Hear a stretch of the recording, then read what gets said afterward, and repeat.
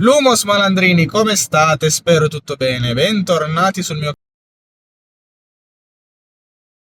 Ahimè, manco su YouTube da parecchio tempo. Purtroppo ho avuto veramente poco tempo per registrare i video tra il lavoro e vicissitudini varie. Come potete vedere, sto registrando mentre sono in macchina perché il tempo è molto limitato ultimamente. Il mio tempo è veramente limitato.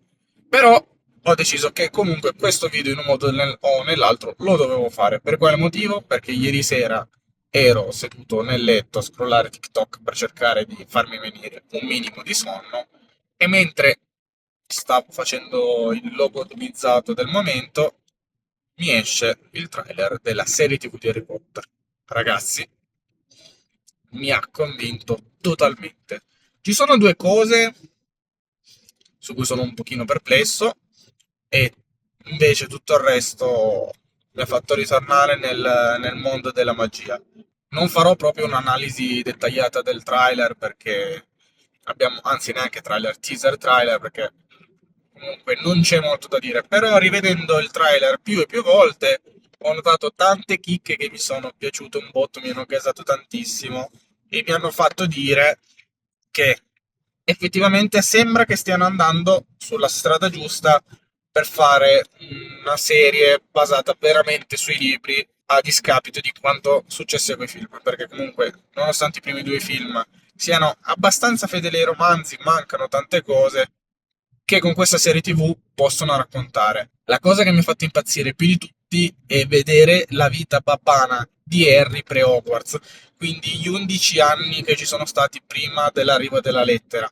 Infatti abbiamo delle scene in cui c'è Dudley che lo sta bullizzando, noi lo sappiamo attraverso i libri che questa cosa succede, nei film non era chiarissima, qua viene ampliata perché non ci sono solo degli accenni, ci sono proprio delle vere scene ambientate dentro la scuola che ci raccontano la perfidia di Dudley, perché non traspare molto dei film.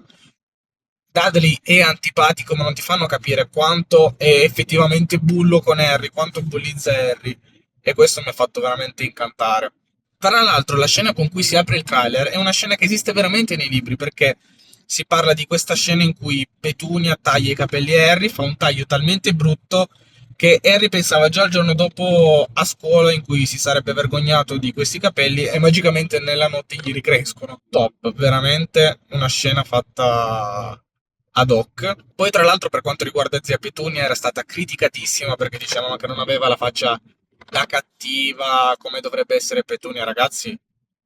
A vederla solo così per tipo 10 secondi di trailer, ho già capito che è una cagacazzo totale. E sono così Petunia e Vernon, dei cagacazzo totali, degli zii di merda, esattamente come vengono raccontati nei libri. Mi hanno dato proprio quella sensazione lì. Poi abbiamo Nick Frost nei panni di Hagrid che per certi aspetti mi ha convinto e per qualcos'altro non mi ha convinto, non lo so. È la stessa sensazione che ho avuto quando ho visto le immagini del set, mi sembrava un grosso cosplay fatto, non so se bene o male di Hagrid, però dà un po' quell'idea lì. Poi magari recitandolo, vedendolo recitare, mi sbaglio, però è un po' quella la sensazione che mi ha lasciato. Lui e ovviamente Piton. Se nessuno avesse mai detto che doveva uscire una serie TV di Harry Potter, senza foto trapelate dal set, senza nessuna notizia sul cast, e mi buttavano così questo trailer, io gli altri personaggi li avrei riconosciuti tutti: Ron, Hermione, Harry, la McGranit, Silente, John Lighto è fantastico, ragazzi. Ma Piton, chi l'avrebbe mai riconosciuto? Cioè, questo ragazzo, Papa e Siedu, così in questo... È vero che è un secondo, un frame in cui lo vediamo, ma non lo si riconosce per Piton. C'è qualcosa che gli manca, non so spiegarvi bene.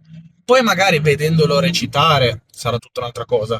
Però sono già uscite, oltre al trailer, altre foto dal set in cui lui è in una posa statica. Ma a me quello non sembra un personaggio di Harry Potter. Cioè, e sembra non so, una foto fuori, totalmente fuori contesto. Non mi sembra Severus Piton.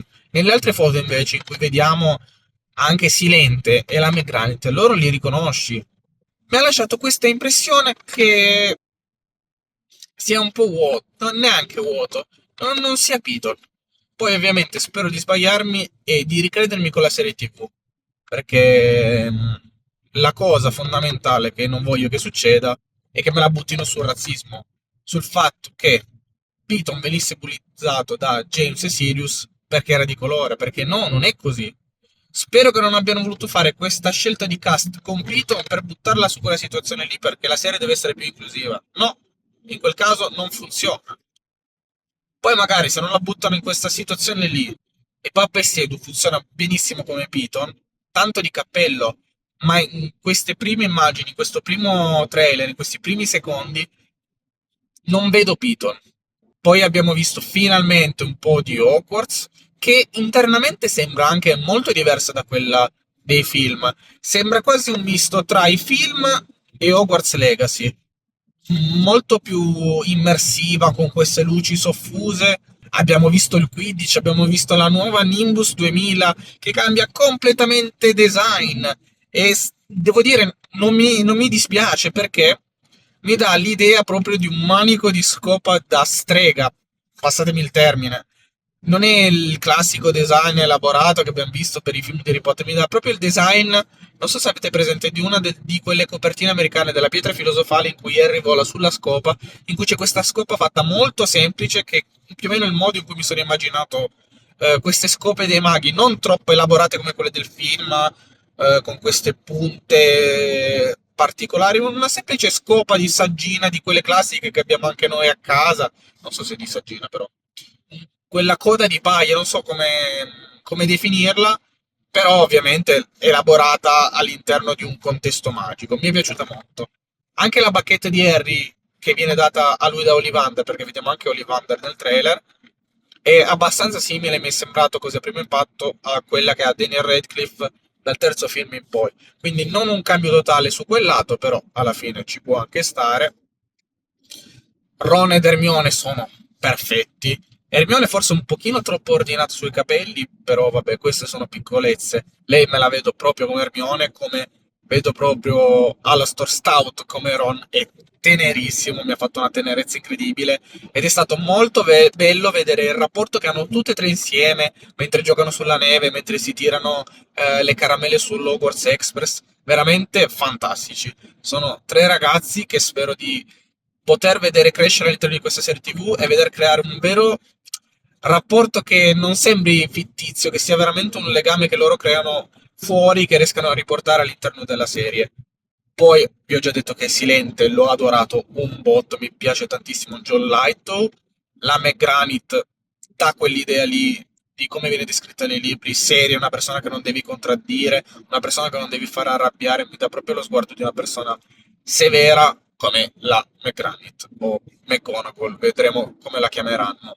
Nel complesso mi è piaciuto veramente un sacco quello che abbiamo visto, mi sta facendo ben sperare anche per le ambientazioni che hanno ricreato, Private Drive, vederla in un nuovo contesto non mi è dispiaciuto, mi ha dato l'impressione che fosse quella, soprattutto la scena iniziale in cui si vede proprio il sottoscala di Harry, anche l'Hogwarts Express, che in realtà quello forse è abbastanza simile all'originale, forse hanno preso, penso, lo stesso modello di treno. Abbiamo visto anche un po' di Quidditch, che non è comunque una cosa scontata, perché loro tipo giocano 3 partite l'anno, quindi se conti 6 per 3 sono 18 partite, forse noi in tutti i 7 film di Harry Potter abbiamo visto forse 3-4 partite, quindi spero che venga valorizzato meglio il Quidditch.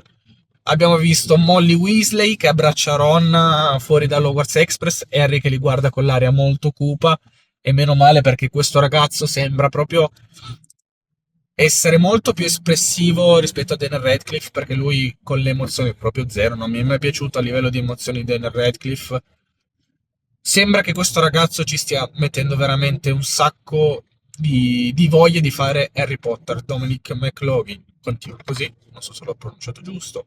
Sembra che tutto stia procedendo nella direzione giusta, nella direzione che speravo. Ovviamente, 2 minuti di teaser trailer è troppo poco per poter dare una vera e propria valutazione. Vedremo col tempo, vedremo quando arriverà un vero trailer in cui ci mostreranno qualcosa in più, però io per adesso sono speranzoso. So già che mi dovrò prendere dei giorni di ferie a Natale perché hanno detto che uscirà praticamente a Natale. Molto bene perché si diceva che doveva uscire a marzo 2027, più o meno in quel periodo lì. L'hanno anticipata a Natale. Molto bene, passerò il cenone di Natale a fare la sociale e a guardarmi Harry Potter su HBO Max. Va bene così, non mi dispiace. Detto questo, cari malandrini, dal vostro Leumas per oggi è tutto. Io vi prometto che tornerò più frequente qui sul canale. Io vi saluto e vi auguro una buona continuazione. Nox.